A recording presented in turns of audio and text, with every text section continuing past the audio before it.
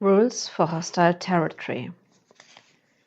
Pedro had spent most of the day agonizing, trying to come up with a plan. At least the parts of the day when he felt clear enough to think about a plan. This place, the grey stone walls, the damp smell, the darkness, the prison bars, everything about it made him feel small and insignificant and utterly alone. It took all the effort he could summon to remember that he was not a boy of 13 years anymore. He was not even sure about his sense of time. If he thought about it long enough, he was quite sure that it must still be Monday, but that was about it. And in the stretches where his mind felt more clear, he immediately scolded himself for letting himself be influenced so much by a mere place and forgetting everything he had learned in the last 20 years about mental strength, everything he thought had become an integral part of his personality. When he was through with that, he tried remembering the rules he had set for himself for the case of being imprisoned in hostile territory. It had been rather probable, given that he had been sent on clandestine operations. Stay in character. Never show them how much you know. Don't show them you speak their language. Don't give them any information. Damn. Shouldn't he have thought of this earlier? The old man hadn't seen him for 20 years. What if he had just denied being whom he was? Pretended he was a French refugee not speaking English yet. He might have pulled it off. He was good at languages, speaking them almost without an accent. But that was no option anymore. They had coaxed it out of him. They would never believe him now if he denied being whom he was. Don't let them infiltrate your mind. Always guard your back. Show them less than what you know and can do. Let them underestimate your powers. Never underestimate their powers. Think of something good. Think of something good. That was the point. That was why this was infinitesimally more difficult than any of the dangerous situations he had overcome before.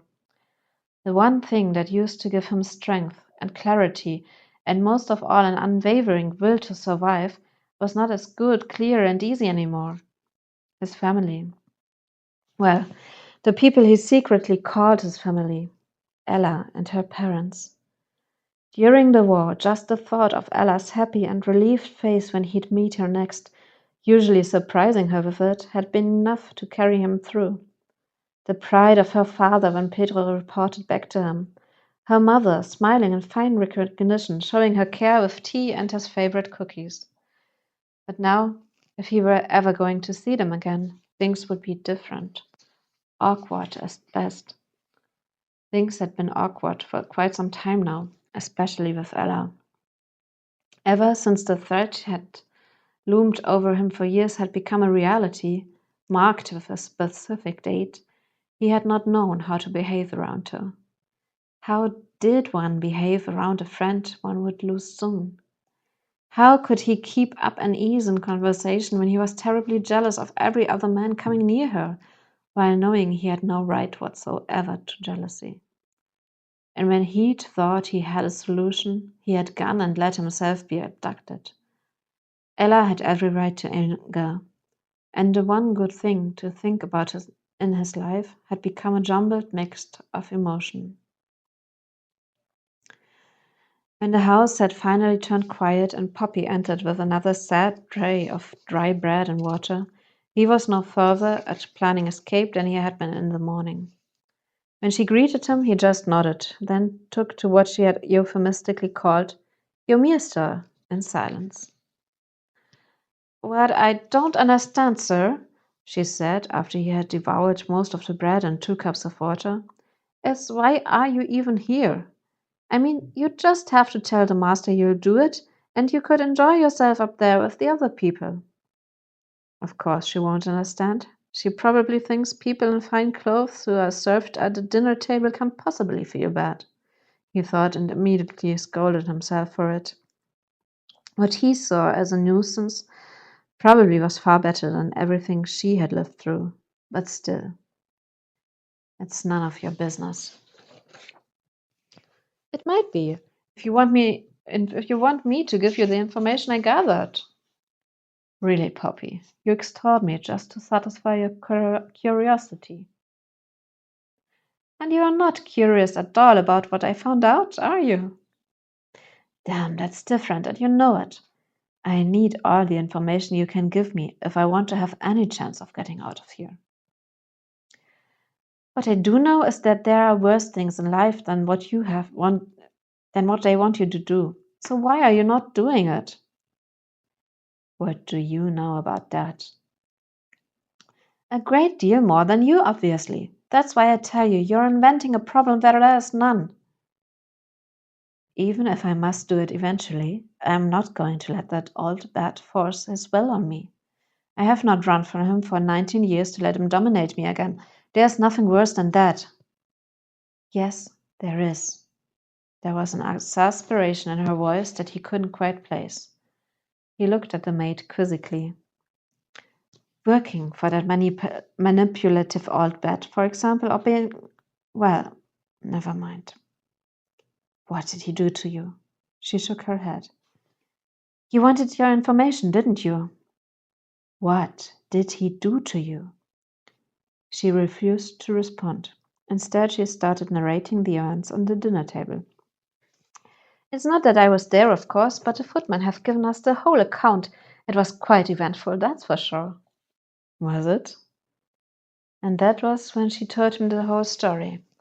About how uncomfortable it was for the footmen to serve at a table where the hostility between the different attendants was palpable, and how they were speaking of the poor Lady Marian, and about how Lady Agnes's nurse had suddenly announced she was a detective investigating a missing person case. She finished her account with, "And do you imagine, then she said she'd only stick her nose into things that are of her business. The master must have fumed." Pedro smiled as Poppy finished her recount of the events of the evening. Of course she didn't have it first hand, but news like that would not lose much of its truth in the gossip of the servants' quarters. The story would have been funny enough as is, and of course seeing the old man annoyed so expertly was a reason for joy. But what made him even happier than it should, was the realization he had come to throughout her account. Poppy, do you know the name of Lady Agnes's nurse? I'm not sure I heard her first name, sir, but she is to be addressed as Miss Everett. Do you know her? Relief flooded through him. It was actually Ella. She was looking for him, and he would find a way to contact her. Uh, yes, thank God, was on the tip of his tongue, but then he thought better of it. Never show them how much you know. He did not consider Poppy an enemy, but he also could not be sure about her loyalties, so he contained his smile and shook his head no. Do you think she is looking for you? She might be. Can you imagine? A woman detective? I'd never think such a thing was possible. He thought about it for a moment. He had never thought of Ella as a detective before, but the thought was fitting. Why not? Ella had stumbled into quite a lot of murder investigations during her time as a frontline nurse and solved them all, although no one ever properly compensated her for it. Being a woman and nurse probably had helped her gain trust where a male detective would have bit on stone. Well, possibly or not, she's putting herself into trouble, Poppy said in a matter-of-fact tone. Probably. Wouldn't be the first time. How do you know? You recognize her after all. No, sorry, I mean, it wouldn't be the first time someone puts themselves into trouble for me. Damn, he was betraying himself. Judging Poppy's face, she wasn't believing a thing he said. Not the best precondition for having her help him out. He tried nonetheless. Poppy, would you do me a favor? Do you have a paper and a pen with you? Oh, I'm to be the messenger. Great. I reckon you want to write to the detective you decidedly don't know. Yes, please. No one needs to know it was you. And if you were caught with it, they'd have no idea what it is. Sure. She suddenly knows where you are, and nobody would ever suspect me. The irony in her voice became more bitter by the second. I told you, I have my children to feed. This was going wrong on more than one level. Pedro didn't want Poppy against him. He didn't want her to lose her job because of him, partly because he did feel responsible for not helping her escape when he did. He needed her on his side if he wanted to have any chance of getting out. And he also had a nagging feeling that there was something off, something wrong in her still working in Danforth Manor after all those years. What if I promised to help you to get out of here? Find a new position, run away from the old man. Her face lit up for a moment, then became suspicious again. How can I know you're serious about this? You cannot. As much as I can't know that you won't take the message directly to the old man. Fine, I'll do it. But you better keep your word. I will if I get out of here alive. Even then. In fact, it would be easier to help her if what he was trying to avoid like the plague happened. That was not his goal, though. Quite the opposite. He would do his damn best to get out of Freeman. And Poppy would help him with that. He would figure out later how to deliver on his promise to her. She handed him the worn-down notebook she used for jotting down orders and a stub of a pencil. He double-coded his message in a way that he was sure only Ella would understand. When he returned the notebook to Poppy, she looked at it for a long moment, probably trying to decipher it. That's complete gibberish. How is she going to understand it? She wondered. She will, if she is a true detective.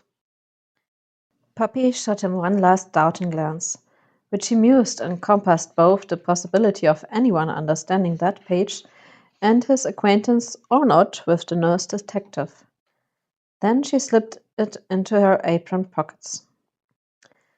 I put it in her room, where we make the beds tomorrow after breakfast. Doing it earlier could raise suspicion.